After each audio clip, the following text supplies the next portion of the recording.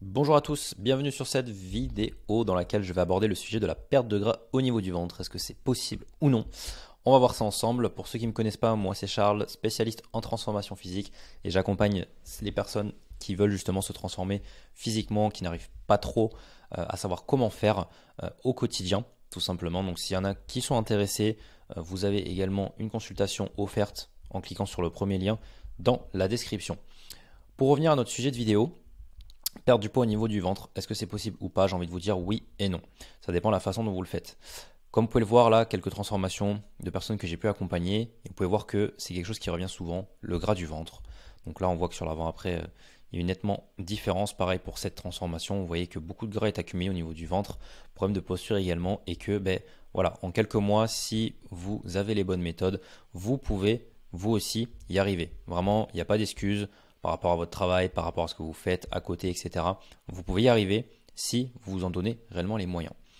Donc, on va décomposer ça en 5 étapes. La première étape, ça va être d'analyser votre morphologie. Ça, c'est la base des bases, c'est la première chose à faire. Comment on fait? On prend des photos. Ok? Donc, on prend le téléphone, on le pose, on se met devant, face, dos, profil. On regarde un peu notre morphologie, tout simplement. Une fois qu'on a fait on a pris en fait notre photo, on va regarder la répartition de la masse graisseuse. Où est-ce qu'on stocke principalement? Donc ça c'est vraiment propre à chacun. Il y a des gens qui vont stocker à fond dans le ventre, d'autres ça va être dans les cuisses, d'autres ça va être dans les fesses, dans les bras, sur le haut du corps, dans le dos, etc. Il y a différentes zones et ça c'est propre à chaque personne. Une fois qu'on a identifié tout ça, on va se demander est-ce que c'est possible réellement de cibler ces zones-là. Ça dépend des gens. Ça va dépendre des gens. Et par exemple, si vous lancez dans un objectif de perte de masse graisseuse et que vous dites vas-y j'ai envie de perdre mon ventre et qu'en fait vous perdez ailleurs, c'est parce que vous avez du mal tout simplement à perdre à cet endroit-là. Ça dépend des profils. Par exemple, une personne va commencer sa perte de masse graisseuse, elle va perdre au niveau du ventre et elle aimerait bien perdre au niveau des bras, mais c'est le ventre qui part en premier et les bras en dernier. Et ça peut être l'inverse. Ça, c'est vraiment propre à chacun. Donc, cibler spécifiquement la perte, c'est pas possible. Par exemple, si vous voulez perdre votre gras du ventre, c'est pas en faisant des abdos que vous allez perdre le gras du ventre. C'est pas comme ça que ça se passe. Vous allez juste renforcer vos abdos, mais en aucun cas perdre votre masse graisseuse parce que le tissu graisseux et le tissu musculaire, c'est deux choses différentes. Ok? Et on ne remplace pas le gras par du muscle. Ce n'est pas possible. Physiologiquement, ça n'existe pas. Donc si vous entendez quelqu'un vous dire ouais, j'ai remplacé mon gras par du muscle, c'est pas possible. Voilà. D'ailleurs, je pourrais en faire un sujet de vidéo, donc n'hésitez pas à vous abonner si ce n'est pas déjà fait pour pas manquer justement cette vidéo. Donc une fois que vous avez analysé votre morphologie, vous pouvez passer à la deuxième étape qui est déterminer votre fréquence et les types d'entraînement que vous allez mettre en place. Donc la première chose à prendre en considération sur votre fréquence, c'est surtout votre emploi du temps. Qu'est-ce que vous faites dans la vie, qu'est-ce que vous faites à côté et combien de temps vous avez à allouer à la salle de sport par semaine. Ça peut être 2 entraînements, 3 entraînements, 4, 5, 6. En général, je déconseille le 7 sur 7 parce que ça va être trop taxant sinon. Et puis après, ça dépend aussi de l'activité que vous faites au niveau de votre travail et des entraînements que vous mettez en place. La durée, l'intensité et le type d'entraînement. Une fois que vous avez défini votre fréquence, il faut voir qu'est-ce que vous mettez. Des séances de renfort, des séances de cardio, l'un, l'autre ou les deux. Je conseille en général de faire les deux. Ok? Le cœur, c'est un muscle, même si on ne le voit pas, il faut aussi le travailler. Peu importe votre objectif. Perte de masse graisseuse ou non. Ok? Et troisième étape, éviter la sédentarité. Forcément, si vous pensez que c'est en allant à la salle 5 fois par semaine, en faisant du cardio, du renfort, mais qu'à côté vous passez vos journées où vous êtes assis, vous étonnez pas de ne pas perdre votre gras. Forcément, il faut rester un minimum actif si vous voulez perdre de la masse graisseuse. Si vous êtes à 2-3 000 pas par jour et que vous voulez perdre votre masse graisseuse, ça va être compliqué. Et encore une fois, ça dépend des métabolismes. Mais la plupart du temps, c'est pas suffisant. Vous amusez pas non plus à faire 10 000 pas. Les fameux 10 000 pas qu'on peut retrouver sur les réseaux, scientifiquement, ça n'a pas été prouvé que 10 000 pas, c'est ça qui fait perdre la masse graisseuse. C'est juste que ça a été inventé aux Jeux Olympiques sur un fameux podomètre qui s'appelait justement 10 000 en japonais, il me semble. Donc ça, scientifiquement, vous pouvez faire moins de pas et perdre de la masse graisseuse, mais pas non plus 2000. 2000, c'est vraiment très peu. Donc ça aussi, c'est intéressant. Il y a plein d'outils pour mesurer justement le nombre de pas.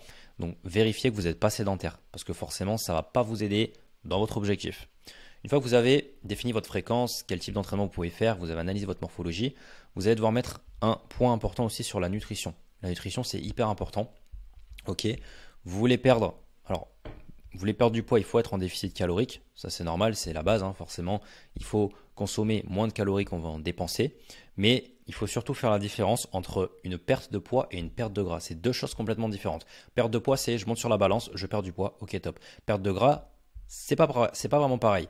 C'est-à-dire que vous pouvez perdre du poids sur la balance, mais pas vraiment perdre le gras que vous voulez.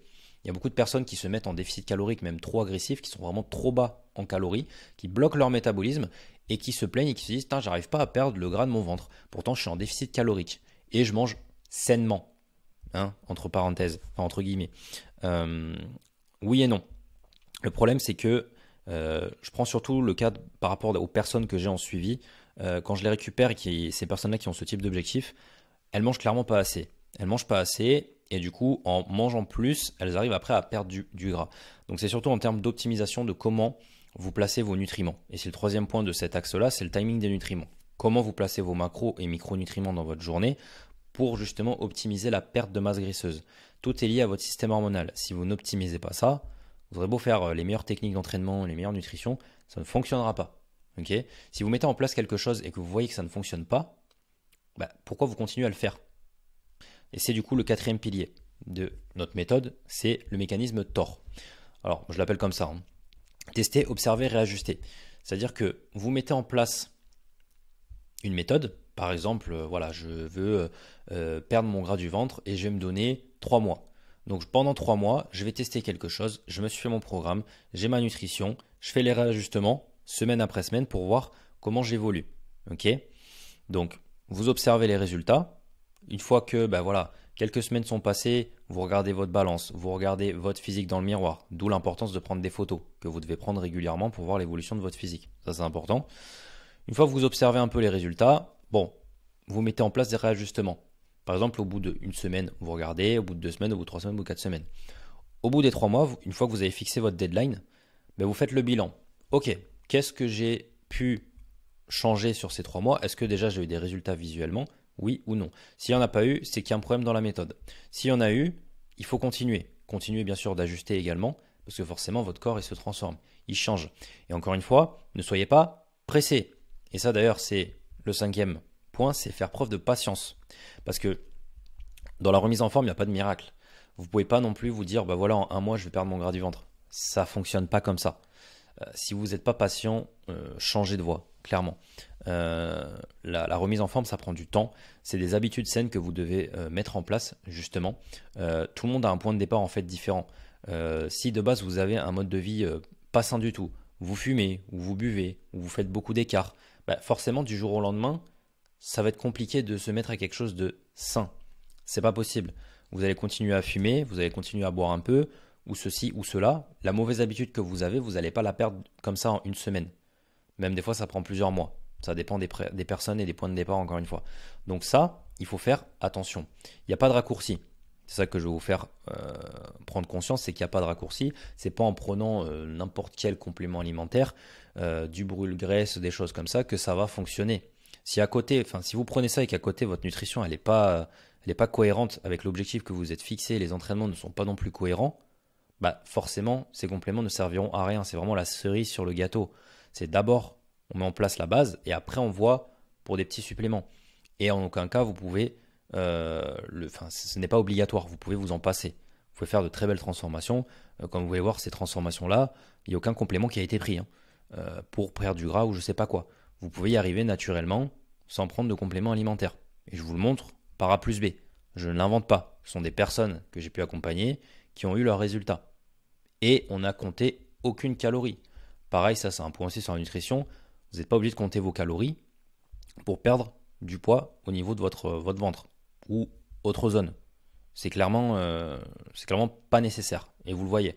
Toutes ces personnes-là, aucune calorie n'a été comptée et c'est bien parce que ça permet aussi de se dédouaner un peu et de se dire je suis pas là à compter mes calories, etc. Parce que c'est pas forcément, pour moi, c'est pas la donnée la plus importante, la calorie. Il y a des choses beaucoup plus importantes à faire passer en priorité.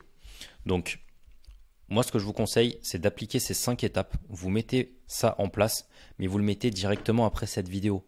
N'attendez pas demain pour le faire. C'est-à-dire que là, vous prenez un stylo, un papier, vous notez tout ça. Vous dites, ok, je vais faire ça. Je vais suivre ça, par exemple, sur 3 mois. Et je fais mon bilan au bout de 3 mois.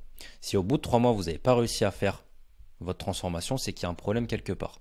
Et là, encore une fois, je me répète, si vous voulez en savoir plus, vous avez le premier lien dans la description. C'est totalement offert. Je pourrais vous dire ce qui n'a pas fonctionné sur ce que vous avez mis en place. Qu'est-ce que vous pourriez mettre en place? Et comme ça, au moins, vous repartez avec les outils nécessaires pour pouvoir vous transformer. C'est tout pour cette vidéo. C'était Charles. À la prochaine. Ciao, ciao.